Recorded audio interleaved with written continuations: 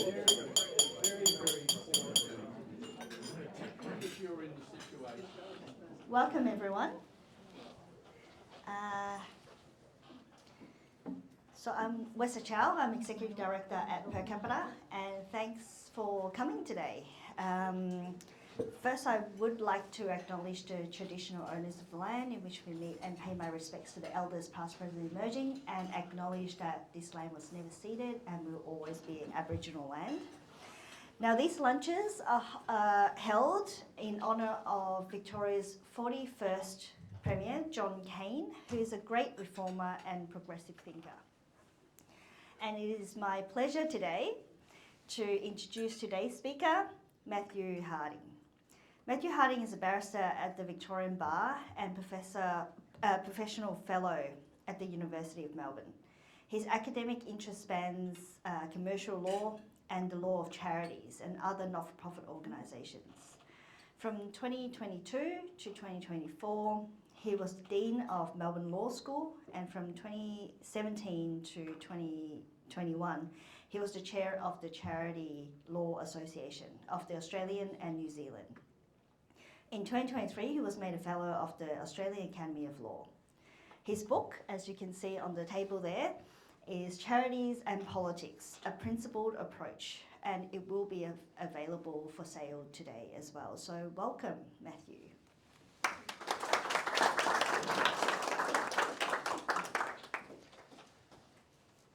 Thank you, Wessa. And thanks to you and Meredith for inviting me to come and to talk. I'm really thrilled to be here. It's never an easy call whether to wear the suit and tie. Turns out I didn't need to, and would have preferred greatly not to, so never mind. Let me join with Wessa in acknowledging the traditional owners of this land and paying my respects to elders past, present and emerging. And thank you all for coming to hear a little bit about the topic of this book, which is Charities and Politics. It's a topic that's interested me for a very long time. And so what's in that book, I suppose, is the product of my own thinking on these matters going back some years. If you think about charities as a category of organisation in our society, they're a pretty interesting breed. No one really knows how many not-for-profit organisations there are in this country. It's certainly over 600,000. It could be well north of that. Of those organisations, about 65,000 are charities. And the charities are registered with the Australian Charities and Not-for-Profits Commission, the federal regulator. And in order to be recognised as charities, they have to satisfy legal tests. The legal tests are set out in a very convoluted body of law that goes back hundreds of years, been developed by the judges mostly, but now there's a legislative overlay. At its core is a public benefit test. And so charities, in order to be given that status, must be for the public benefit. Their purposes must be for the public benefit. The contribution of these organisations to our national life is huge. We're talking about the employment of 10% of our workforce. We're talking about hundreds of thousands of Australians volunteering. We're talking about contribution to GDP in the hundreds of billions of dollars. And we're talking about the provision of services to the community on which many, including many vulnerable members of our community, depend, including for their lives. And so this is a very, very important sector of our society, of our economy, of our political life, of our cultural life, no matter how you look at it. If you want to get a sense of that contribution and see it expressed in a very eloquent way, I would encourage you, if you haven't already, to look at the speech to the National Press Club that Andrew Leigh, the Assistant Minister with Responsibility for Charities, delivered last week. I'll come back to that speech in a minute. So charities, that is the not-for-profit organisations that are accorded this special legal status and satisfy the public benefit test and the other tests of the law of charity, they are extended certain privileges as a result of that status. The most well-known are the tax privileges, exemption from income tax, but also there are other tax privileges that charities enjoy. And then there are other more ephemeral benefits that come from being a charity, including the social and political cachet that comes of the status, and that's not to be discounted in any accounting of the benefits of being a charity.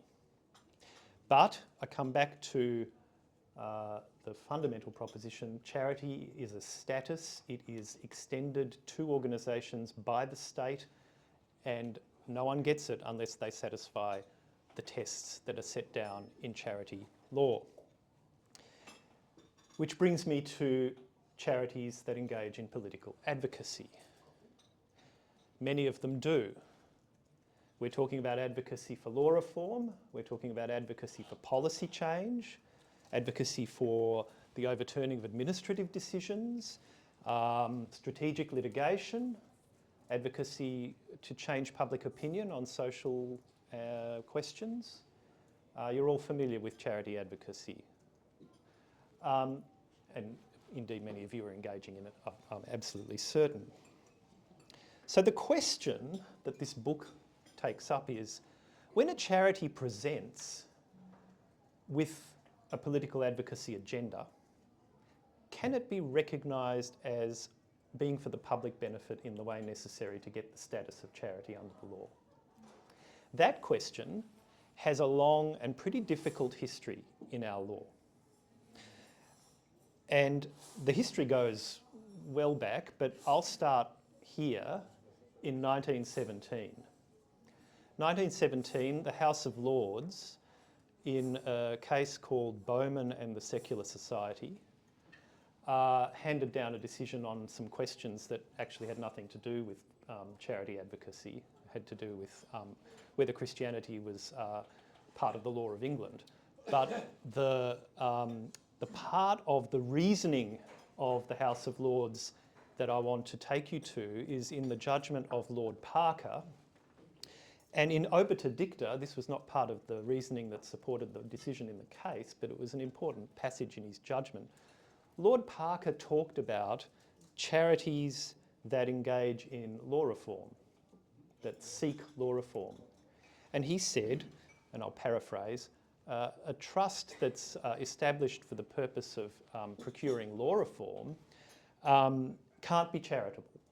And he said it can't be charitable because the court, which is the organisation that has to decide whether the trust in question is charitable or not, the court has no way of determining whether the law reform will be beneficial to the public or not.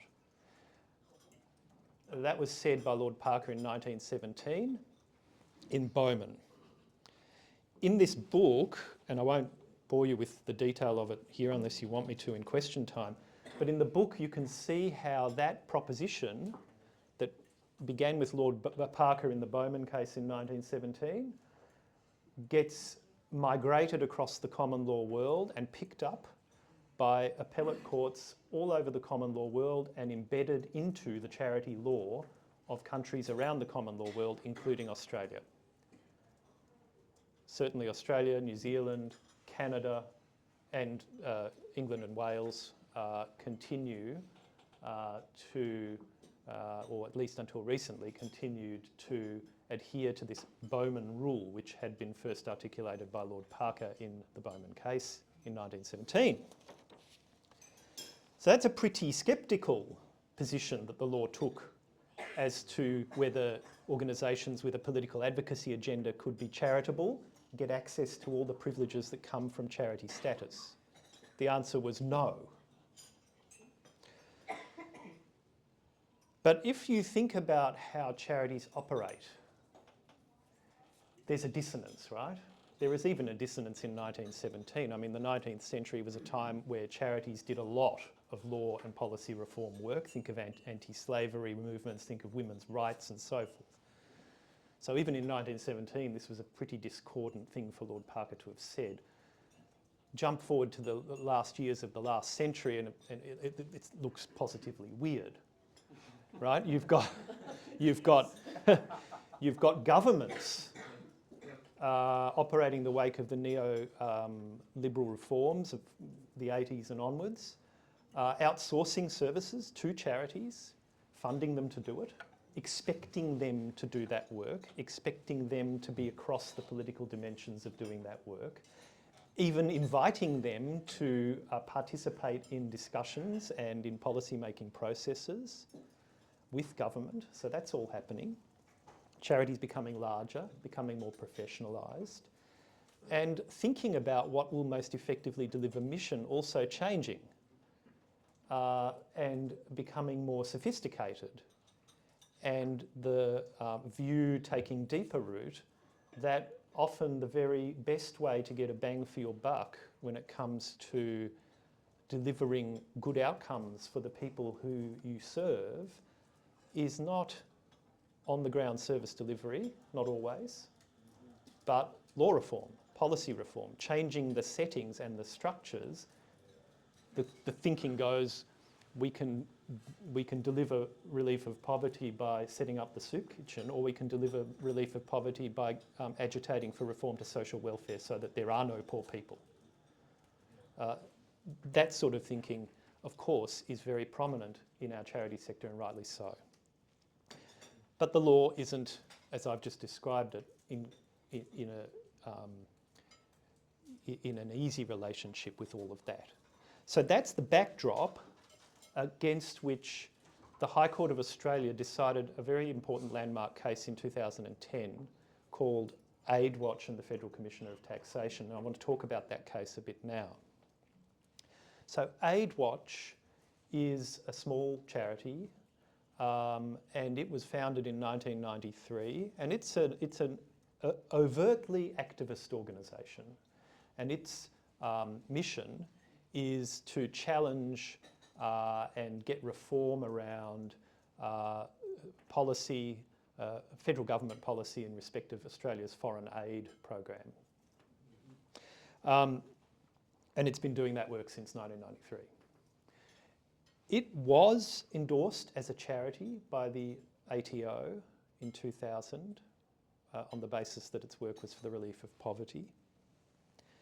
And so it was then able to claim income tax exemptions and get all the preferments of charity. And the tax office looked at it again in 2005, and in fact it again endorsed it, this time for other tax preferments, fringe benefits tax and the like. But in October 2006, the ATO changed its view and revoked Aid Watch's charity status.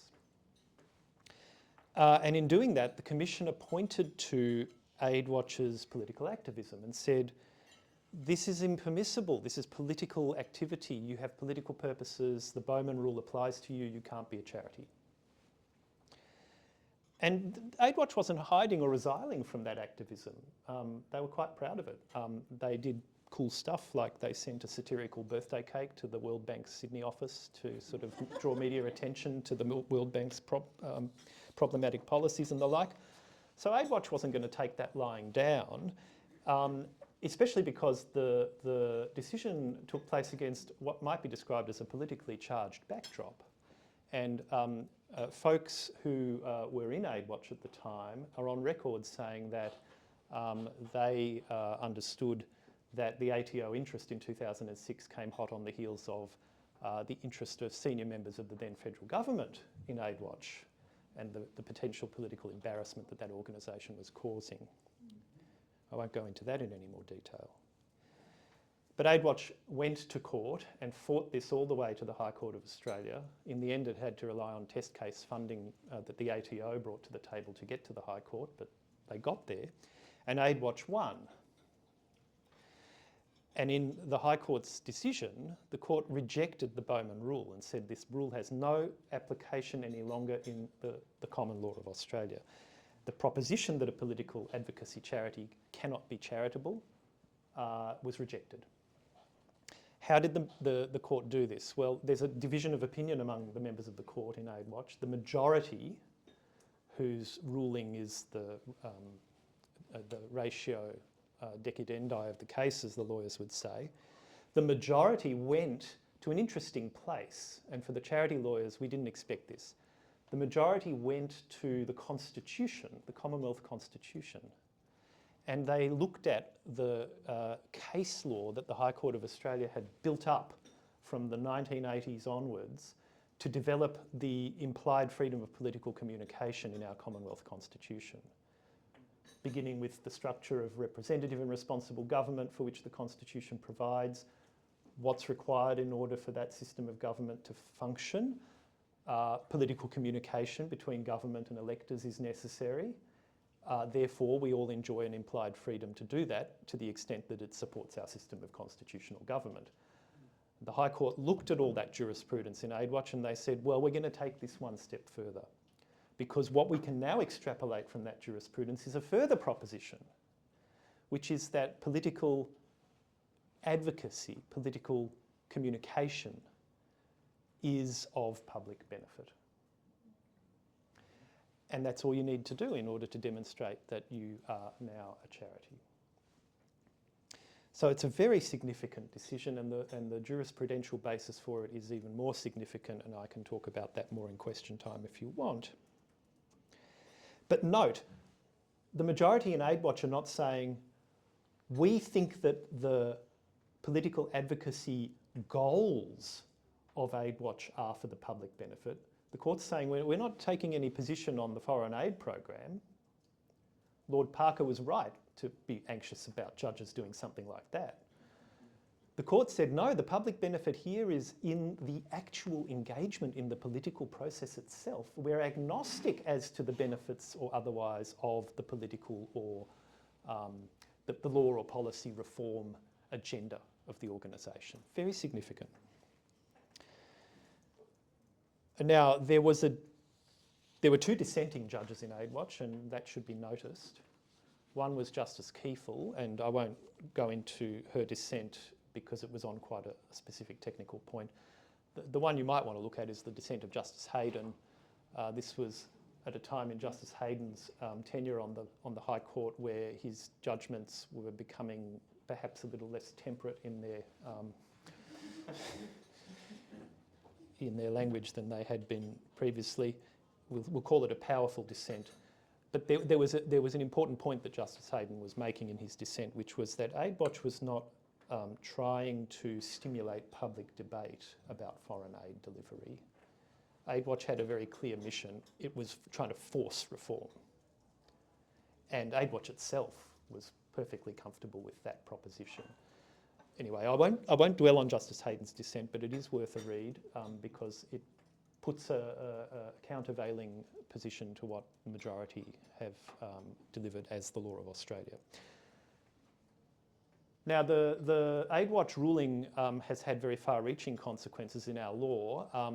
3 years after it, the Federal Parliament enacted the Charities Act of 2013. It was the last piece of legislation enacted under the Gillard government, and it enshrined, among other things, the AidWatch ruling. And so in the Charities Act, there is a provision that says, in terms, political engagement that is connected to a charitable agenda, whether it be relief of poverty, advancement of education, or what have you, is a type of charitable purpose and can be of public benefit. So what that decision and the Charities Act delivered to charities was a set of signals very different from those that they had been getting beforehand. A much more accommodating set of signals, a much more encouraging set of signals, and anecdotally I'm given to understand that the charity sector responded to that and that there was a very palpable sense of a chilling effect being removed in the years following the AidWatch ruling. Now, there are two footnotes, one of which I'll pursue here and one of which I think we'll save for questions. The one I'll say for questions is that the chilling effect never went away altogether, and it has waxed and waned since, and there have been lots of levers that governments of different persuasions have pulled in order to interrupt the political expression of charities the inconvenient political expression of charities, and those levers, to a large extent, have been quite separate from the jurisprudence that the High Court had to consider in AidWatch. So AidWatch didn't solve all the problems that charities had. That's one footnote. The other footnote, the one I will pursue, is that legally, AidWatch left a number of questions quite open, and they remain open. Where are the limits of this?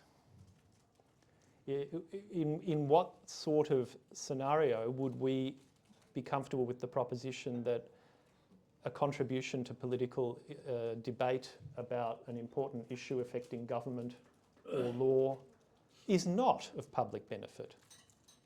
Where does the agnostic approach of AidWatch, the majority in AidWatch, find its limits? Hate speech, or the sort of political agenda that sadly we are now starting to see, which is quite explicitly about removing civil and political rights from vulnerable communities. Can these sorts of types of political communication really fall within a public benefit concept? I'd argue not, but we need to find a principled basis for saying that, and AidWatch doesn't give it to us. Well, AidWatch gives us a steer where we might look, and I'll come back to that. What about political parties? They're not charities, they never have been, they can't be. The law's pretty clear on that. But actually, when you think about what the High Court said in AidWatch, it's not at all clear why they're not. We'll come back to that too.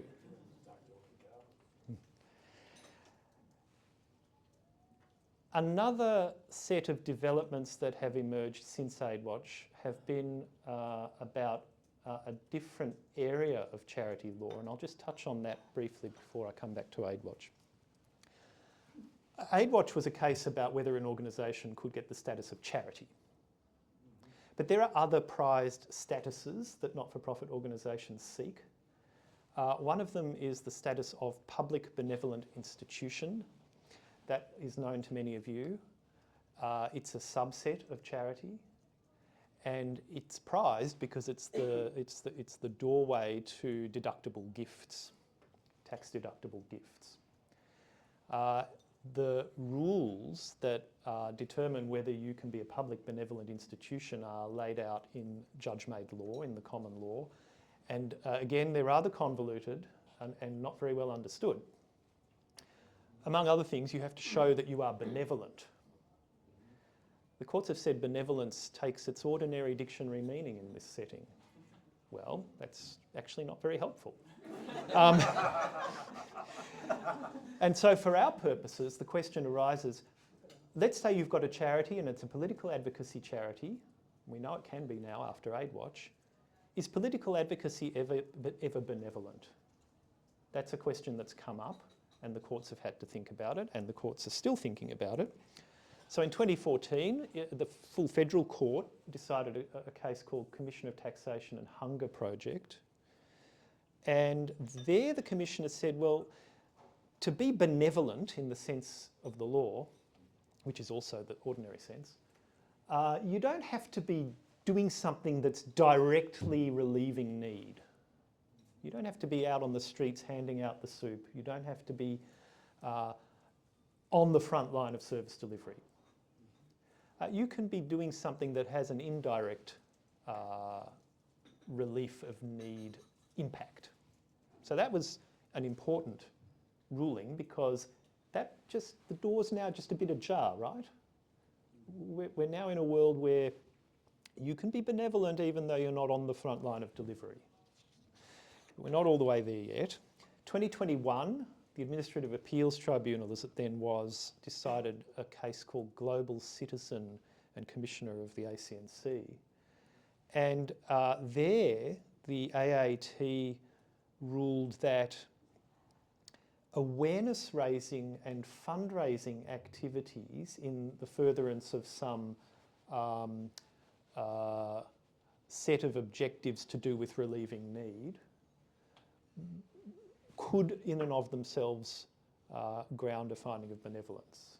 So that's an extension of what was done in Hunger Project. So now we're getting a bit further to the point where we might be able to say, oh, a political advocacy charity can be benevolent and get PBI status.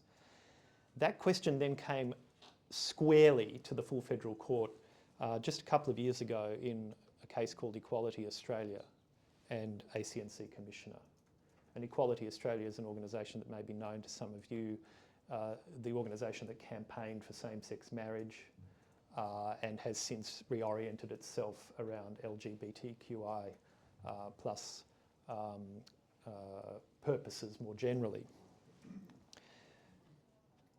In the Equality Australia appeal, the full federal court was asked to rule on the question, can a political advocacy charity be benevolent and therefore a PBI?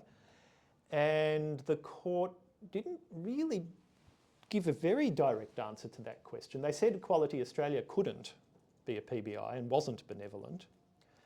They said that the test was whether there was a sufficient connection between relieving need and the advocacy. It's a rather woolly test. Equality Australia didn't satisfy it. Others might.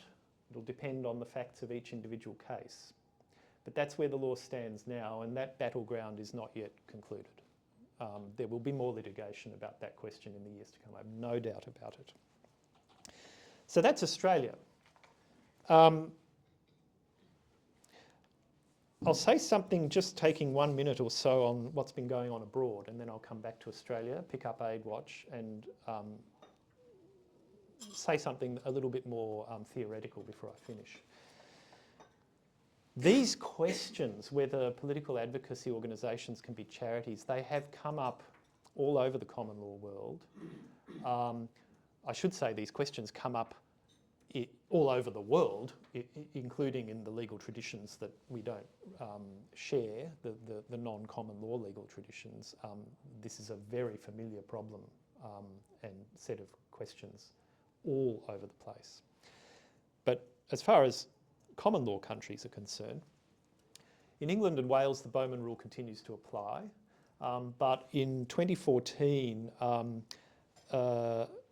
an organisation called Human Dignity Trust, which engages in strategic litigation in support of gay and lesbian people in countries where their sexuality remains criminalised, it obtained charitable recognition despite its political activism.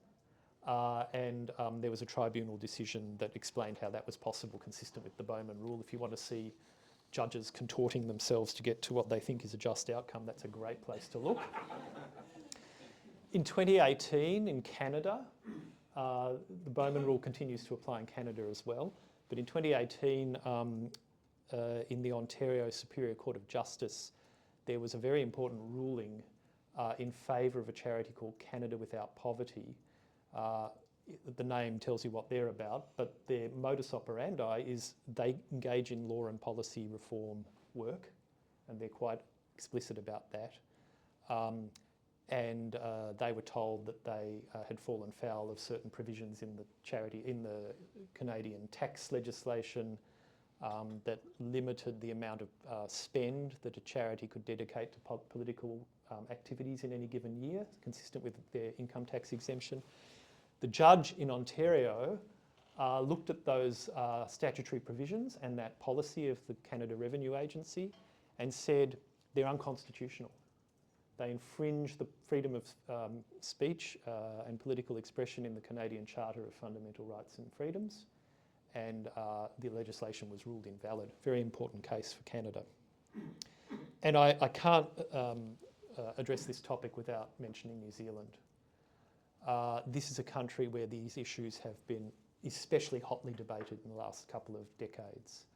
2014, New Zealand had its AidWatch moment. Their Supreme Court was asked to repeal the Bowman Rule. They did. They replaced it, though, with a set of legal principles that require decision makers in New Zealand to evaluate the benefits and detriments of the political agenda of the organisation in question. So it departed from AidWatch, right? In AidWatch, it's all about the benefit of contributing to public debate. In New Zealand, that's recognised, there's a benefit there, but the courts or the decision makers are required to delve into the pros and cons of achieving the law reform or achieving the policy objective. Think about how difficult that immediately becomes. Think about pro-abortion, anti-abortion. Think about same-sex marriage, traditional family values. You can see this puts decision makers in an invidious position, and we can talk about that in the question time as well. So, reviewing all of that, it's clear that the history of charity and politics is an uneasy history.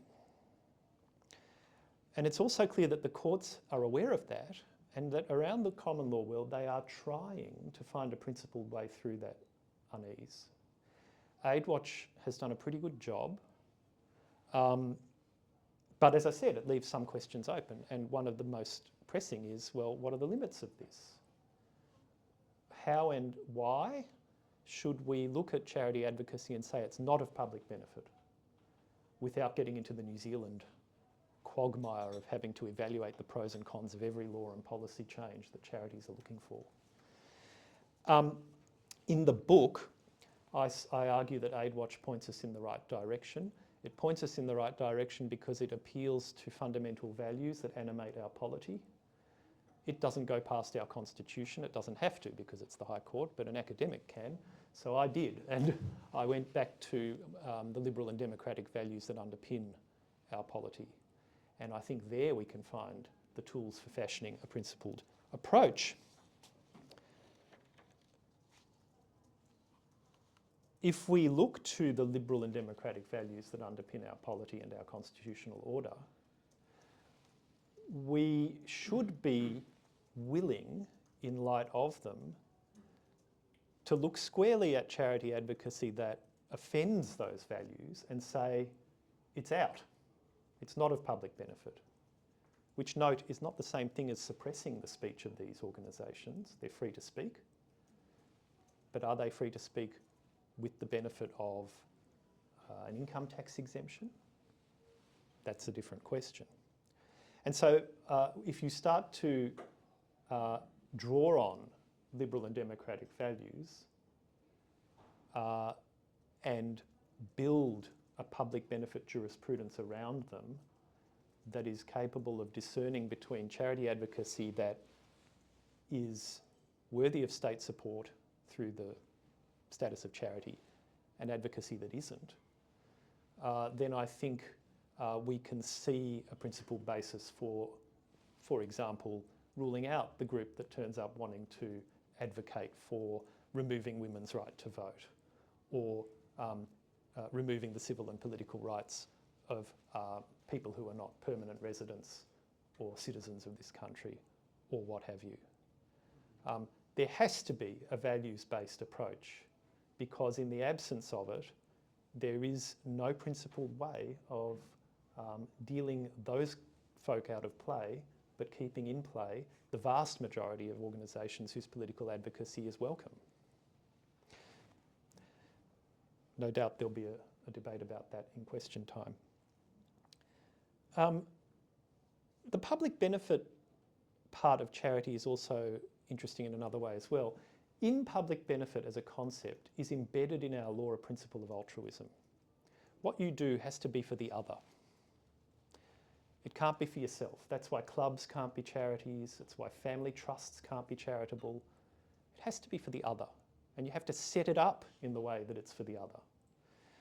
So altruism should be taken seriously here. And I think altruism also gives us a tool for working out what's to be welcomed as advocacy in the charity space and what we might not want to give the status of charity to.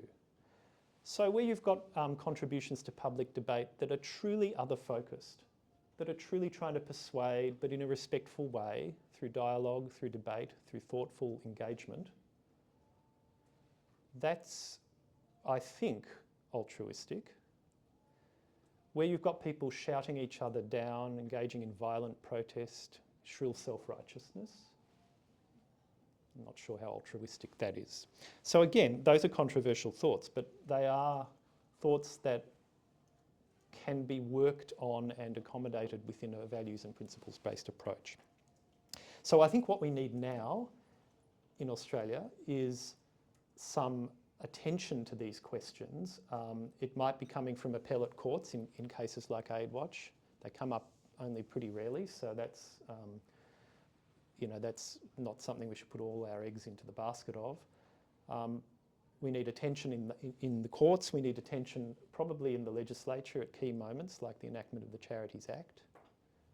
And I note, we were talking just earlier, that there are draft bills floating around, some of which have emanated from the charity sector itself, seeking to further entrench the freedom of charities to engage in political advocacy without risking their status in law.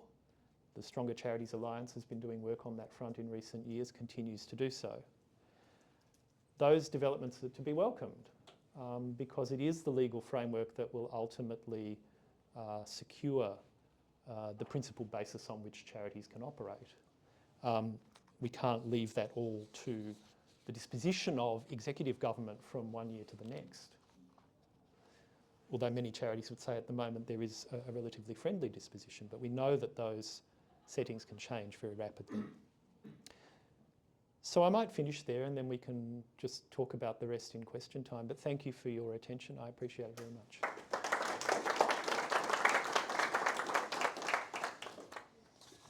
Thank you. It's a really interesting question for us at Per Capita as well, because we are a charity and we do engage in political conversations, especially about the tax. We've been doing a lot of advocacy on, and it's a really interesting question as to what constitutes charities and what doesn't. And a lot of charities do get involved in all these debates as well. And I can see a hand up, so we'll start with you. Yep. Yeah. Thank you. A fascinating talk. Thank you very much. I find myself envisaging a triangle. You have been talking about two corners of that triangle, namely politics and charity. The third corner of the triangle, which you didn't even mention, is organised religion and the church. There's always been a very strong link between the church and charity going back 1,000 years. Links between the church and politics were officially severed in the year 1871 here in Victoria.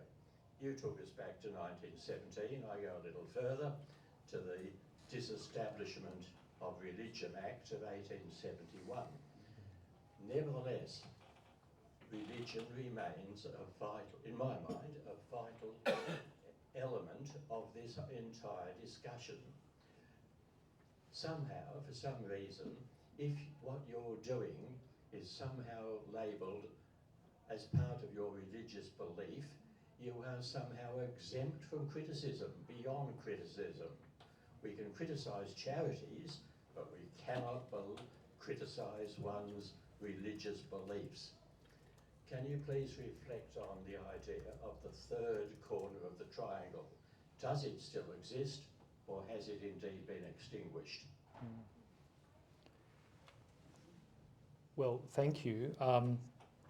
There are lots of different ways I could respond to what you've just put to us.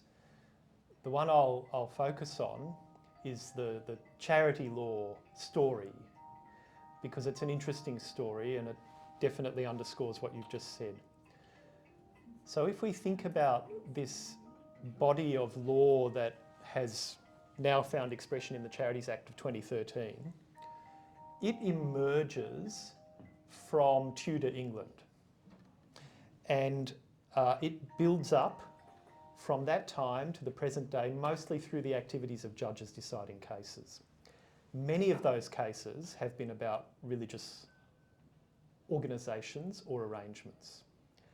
And so one of the key questions that's travelled along through this body of law for hundreds of years is, in what circumstances can religious organisations be recognised as charitable, and how does that work? And that has found a very difficult set of answers over the years, right? Because until the 19th century, part of the answer in England, for sure, was that apart from the purposes of the established Church of England, religious purposes couldn't be charitable. They weren't even lawful. And so there is a whole story to be told about that in our law of charity. But on the other hand, from its inception in Tudor England right through to today, no one has ever questioned, almost no one has ever questioned the proposition that purposes for the advancement of religion should be recognised as charitable in law. So there are two sort of partly conflicting stories being told there. And I think that places religious charities in a very interesting position in this whole picture, as you say, and it may well be right to separate them out and view them as a different sort of sector altogether. The whole law of charity that I'm talking about is in a way built on an assumption that, of course, religious purposes are charitable except where they're unlawful because they've been legislated against for sectarian reasons. Of course they're charitable because in a way this body of law partly still today reflects a worldview in which religion underpinned everything in society. It hasn't wholly been secularised, and it's a very interesting creature within our common law for that reason.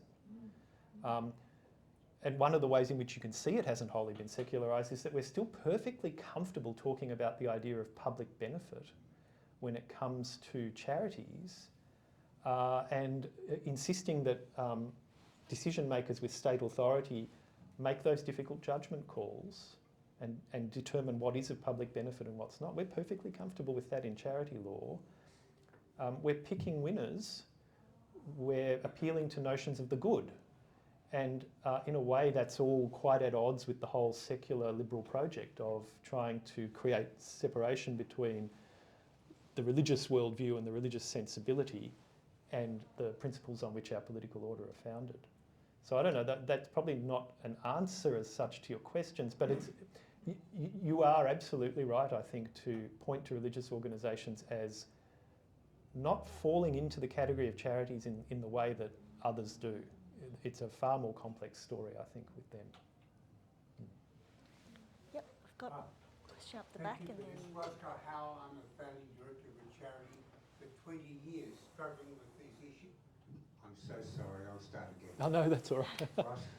People online. So Roscoe Howell, founding director, small charity. We've been struggling with these issues for 20 years. I wish we'd known about you in 2005. You touched on something we do that might be helpful. Legal policy development, the law and crime. And the way we, I won't say circumvent, guard against being tarred as political is we work through parliamentary committees. And our evidence in person and our submission, if accepted, it has parliamentary privilege. And if no one else has thought about that, I'd pass the idea on. Thank you, it's a great thought. It is a great thought. And it illustrates something that I touched on earlier, which is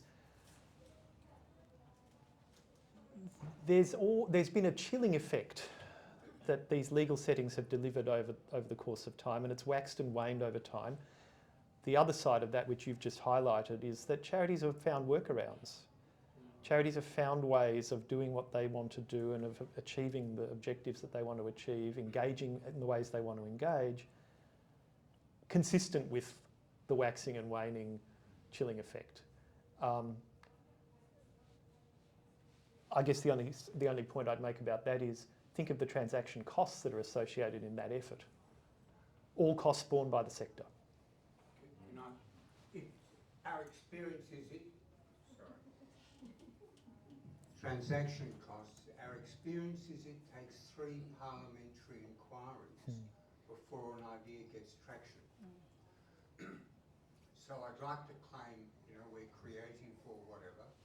No, all that counts is being persistent. And if you stay in the game and stick to your knitting and stay focused, 2 or 3 parliamentary inquiries later, you'll be heard. Pam. Oh, and then Hi, we'll come my to name's you. Pamela. I'm the CEO of Emily's List Australia, and we are absolutely political.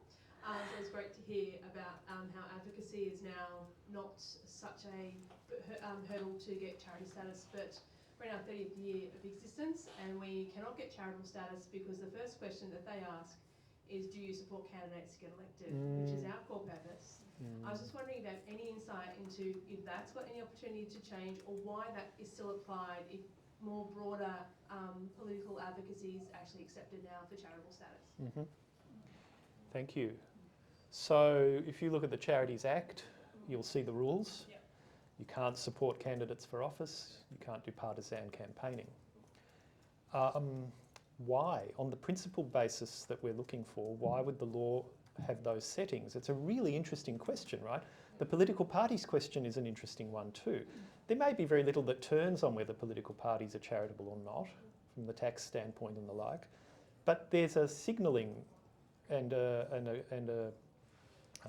what would you say, an expressive side to this that does need to be resolved. I, for one, am very uncomfortable with the notion that political parties exist only for the furtherance of the interests of their members. Of course they don't. And we know that member-based charities are recognised all the time, where despite the fact that they have member-serving ends, they have also superior objectives that are directed at public benefits. So it can't be a function of the fact that parties have members. So I'm not sure it's clear jurisprudentially how that distinction gets drawn where it does. Political philosophers might start to talk about different spheres of activity and how a society is best ordered where you've got a sharp delineation between them, and there's a political sphere and there's a civil society sphere, and we're better off when those things are different. But again, all of that's contestable. So I don't have a clear answer to your question. The legal answer is clear. So we've got one question here, and then we'll this one first. Yep. Thank you.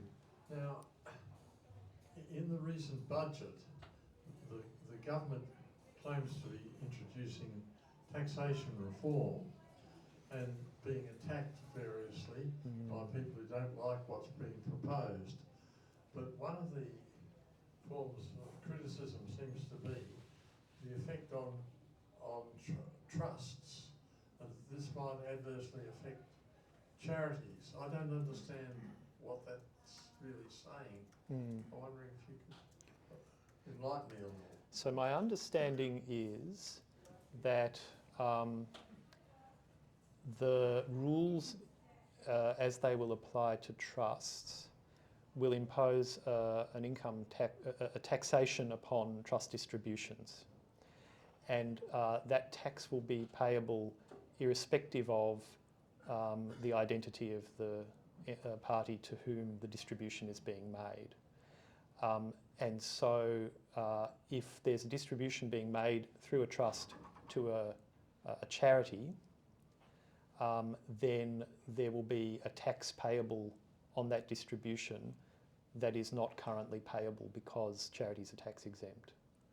So that's my understanding of how the rules will operate. I haven't looked closely at the detail of those rules, but going on what I've read. So that is interesting from a policy standpoint for the federal government, because on the one hand there are obviously very important policy objectives behind the reform to trusts and taxation of trusts. On the other hand, the government's policy agenda is to double philanthropy by 2030, and I'm not sure that those two things now are coherent one with the other. So, but that's a matter of policy, I suppose, for the government to think through. And what is not permissible is supporting particular candidates. What is permissible, and this is a question, so correct me, is doing a policy evaluation of the different parties in light of your objectives, so that you can give a 5-star rating to the party that has policies that align with your objectives, and a 1-star rating for the party that does not so align. Correct? Yes, that's absolutely right. And if you look at the Charities Act, it's there in the notes to the relevant provisions. Yeah, thanks for that. It's an important clarification. Can I jump in with a question? Yep, and then we'll come. Thank you. Can I ask you a spicy question? Yeah. You mentioned at the end, absolutely fantastic talk, by the way. Thank you. You mentioned at the end that it should really be about altruism, this public benefit or public benevolence.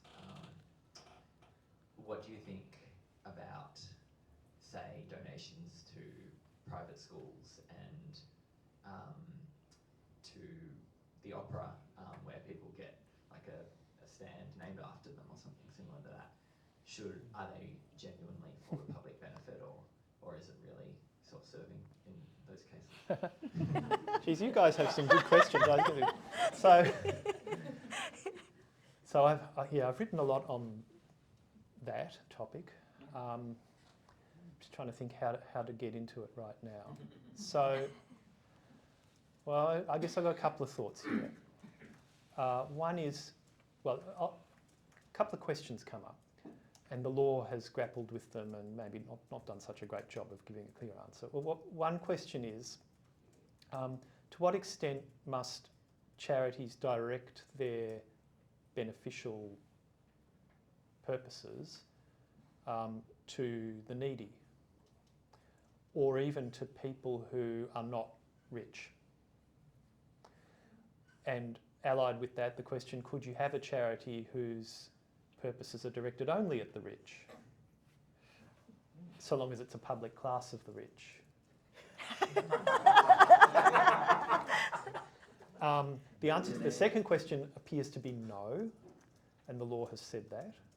That actually came up. That answer was delivered, not in this country, where it, I think, hasn't been authoritatively determined, but in England and Wales, in a case about private schools.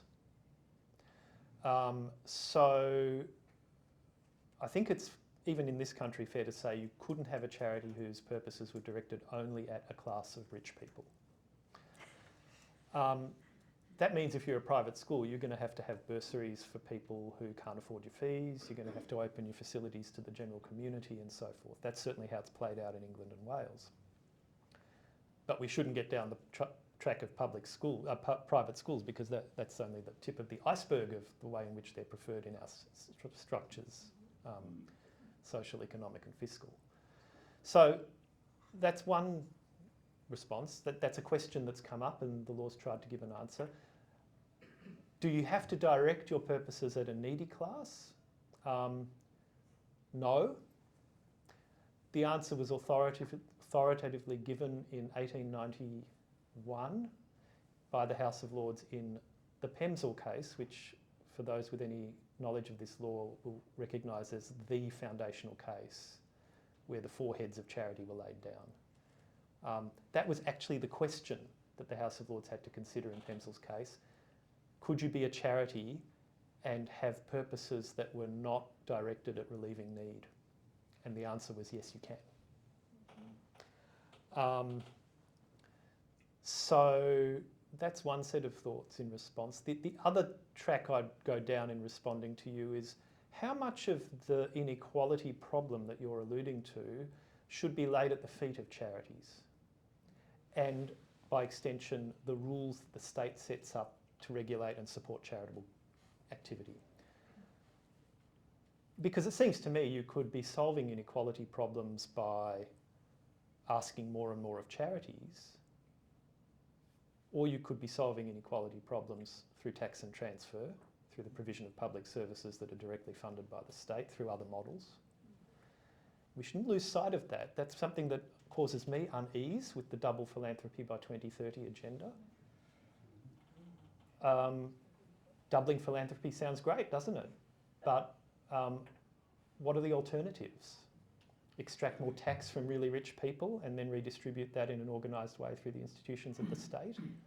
I'd rather that than double philanthropy. If those are the two alternatives, they might not be. That's another line of thinking. And in that, I just come back to that case from England I talked about, which was about independent schools. Labor Party policy in the UK up until Blair's government was that independent schools should be abolished. And the Blair government resiled from that traditional policy commitment, and instead there were amendments made to the Charities Act in England requiring charities to adhere to a more rigorous public benefits standard. The whole point of that, and it's all documented in writing and academic literature now, the whole point of that was to put pressure on independent schools that was seen to be only open to the rich. It had the desired effect in that those schools had to start providing bursaries and opening their facilities to local communities. But there is still an independent school sector in England and Wales. It is still a highly unequal offering of education across that and the state sector and the grammar schools and the like. And the underlying and really true problem, which is educational opportunity and the equality of access to that, hasn't been addressed. So, thank you. We've got a question here. More than a question, it's just a comment on two organisations that were mentioned. Emily's List, in its very early days, and I mean very early, there's hardly anyone alive that was involved, was not to be partisan, politically partisan. It was to be an open organisation for women of all political persuasions. I'm not suggesting that it should be, but it was. And in the first 6 months that we met, and we used to meet at Parliament House, that was a discussion, you know. And Women's Electoral Lobby, ditto. Women's Electoral Lobby was for all political persuasions for women. A couple of things happened at the time, in the early days, which divided us people quite, it did divide us, okay? And one was the apportioning of the hospital side, the ex-hospital side in Lonsdale Street, and the other side near the Victoria Market, which were up for grabs. And actually Melbourne University wanted the one near the market very much, just like it wanted Kathleen Syme Library. So for those of us who are old enough to have been there for those discussions, it was a very interesting situation of away from a political partisanship constituency. Thank you. And Thank we'll make that the final question. I'm interested in the technical distinction between lobbyists and advocacy. Having found in a previous role as a advocacy organisation, found ourselves on a lobbyists list, some kind of register. Just wondering what the technical distinction is there. So, in fact, the legal technical lines are drawn in places that I didn't really bring out fully in the talk, but I'll do that now. It has always been, even under the old Bowman rule, it has always been lawful, consistent with charity status, for an organisation with charitable purposes to engage in lobbying or awareness raising or other forms of political engagement, whether they be described as activism or advocacy or what have you. The ends, once established that the ends are charitable, we are for the relief of poverty, we are for the advancement of religion, what have you. The means are really a matter of organisational preference. That's the traditional view, and it actually has been even under the Bowman rule.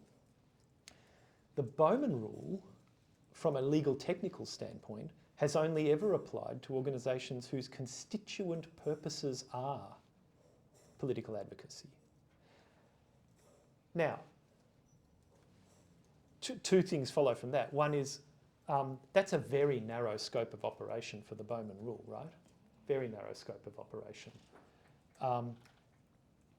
And the second thing is, how on earth then did the Bowman rule come to be such a problem for charities that engage in political advocacy but don't actually have as their reason for existence being a political advocacy group?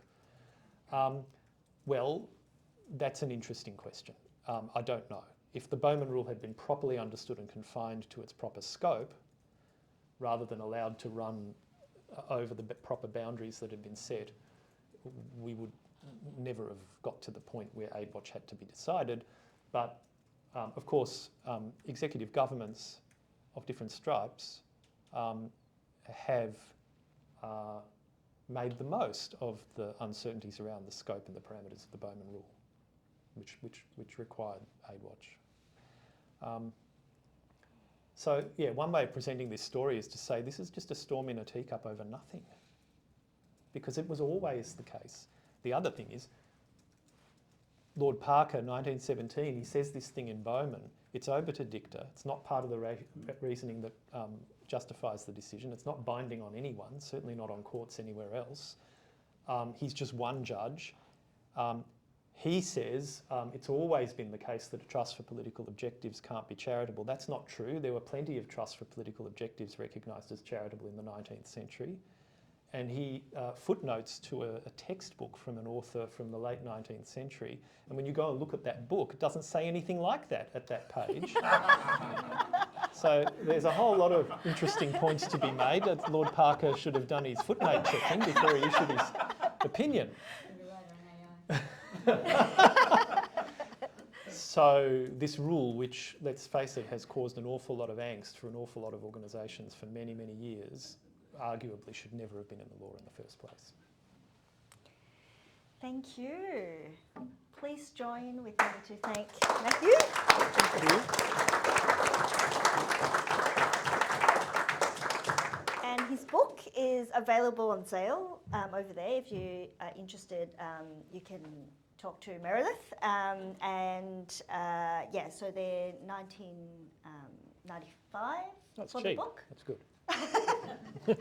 And if you want to get Matthew to sign it, I'm sure he'd be more than willing to. And next month's John Cain Lunch will be on Wednesday, 15th of July, with Tom Woodroof, speaking on his book, Power, Prosperity and Planet, Climate and Energy Policy for All. So it'll be a very interesting topic. Thank you for coming, and I'll see you next month. Thanks, Rebecca. Thank you.